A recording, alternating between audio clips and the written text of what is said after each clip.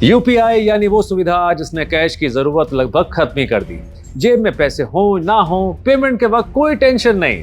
लेकिन अब एक बिल पास होने के बाद सवाल उठ रहे हैं, क्या हर क्यूआर स्कैन के साथ जेब भी हल्की होगी?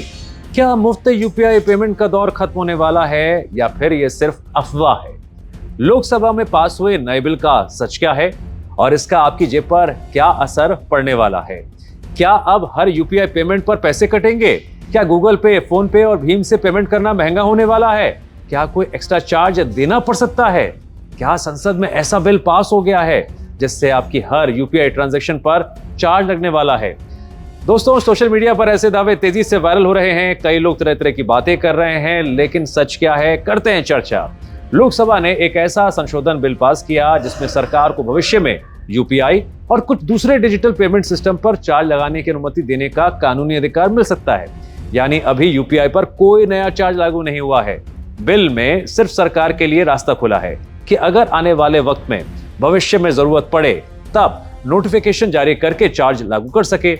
यही वजह है कि अगर आप कहीं भी आज से यूपीआई चार्ज वाले दावे सुने या देखें, वो पूरी तरह से भ्रामक हैं। अभी तक यूपीआई पूरी तरह से फ्री क्यों था? जब यूपीआई शुरू हुआ था तब सरकार का मकसद था ज्यादा से ज्यादा लोग डिजिटल पेमेंट अपनाएं, जुड़ें। इसलिए यूपीआई ट्रांजैक्शन पर मर्चेंट डिस्काउंट रेट यानी एमडीआर को खत्म कर दिया गया था। अब एमडीआर क्या है? ये वो फीस होती है जो आमतौर पर दुकानदार की तरफ से बैंक या पेमेंट सर्विस प्रोवाइडर को दी जाती है। यानी ग्राहक जब क्यूआर कोड स्कैन करके पेमेंट करता था तो उस पर कोई अलग चार्ज नहीं लगता था। यही वो ऐतिहासिक फैसला था जिसकी वजह से आज करोड़ों लोग रोज यूपीआई का इस्तेमाल कर रहे हैं। लेकिन अगर यूपीआई इतना सफल है तो फिर चार्ज की बात कहां से आ गई? हर ट्रांजैक्शन के पीछे बैंक, पेमेंट कंपनियां और तकनीकी इंफ्रास्ट्रक्चर काम करता है। इन सब की अपनी अपनी लागत होती है, खर्चा भी होता है। कई बैंक और पेमेंट कंपनियां लंबे समय से कह भी रही थी कि पूरी व्यवस्था को लंबे समय तक चलाने के लिए किसी ना किसी तरह की कमाई का मॉडल तो होना चाहिए। क्या इसी वजह से सरकार ने कानून में बदलाव का रास्ता बनाया है? इसका मतलब यह भी नहीं है कि कल से हर किसी से पैसा वसूला जाएगा। अब है कि क्या आम लोगों को यूपीआई पेमेंट पर किसी भी तरह का एक्स्ट्रा चार्ज देना पड़ेगा? जी नहीं, बिल्कुल नहीं। अभी ऐसा कुछ भी नहीं होने जा रहा है। सरकार ने अभी कोई चार्ज लागू नहीं किया है, पर अगर मगर भी है इसमें। अगर भविष्य में चार्ज लागू भी किया जाता है तो सरकार अलग अलग श्रेणियां तय कर सकती है।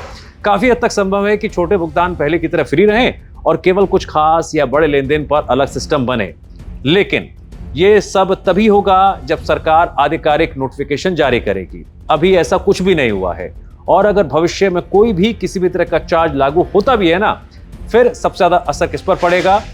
अगर भविष्य में एमडीआर जैसी व्यवस्था वापस आती है तो सबसे पहले असर दुकानदारों और व्यापारियों पर पड़ सकता है। उन्हें हर डिजिटल पेमेंट पर कुछ प्रतिशत फीस देनी पड़ सकती है, लेकिन ये कितना होगा, किस पर लागू होगा, नहीं होगा और कब लागू होगा, अभी कोई फैसला नहीं लिया गया है।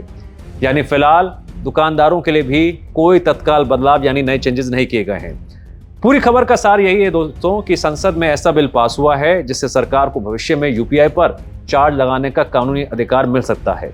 लेकिन अभी किसी भी यूपीआई ट्रांजैक्शन पर नया चार्ज लागू नहीं हुआ है। सरकार चाहे तो बाद में नोटिफिकेशन जारी करके नियम बना सकती है। फिलहाल गूगल पे, फोन पे, पेटीएम और भीम से पहले की तरह आप यूपीआई पेमेंट जारी रखिए।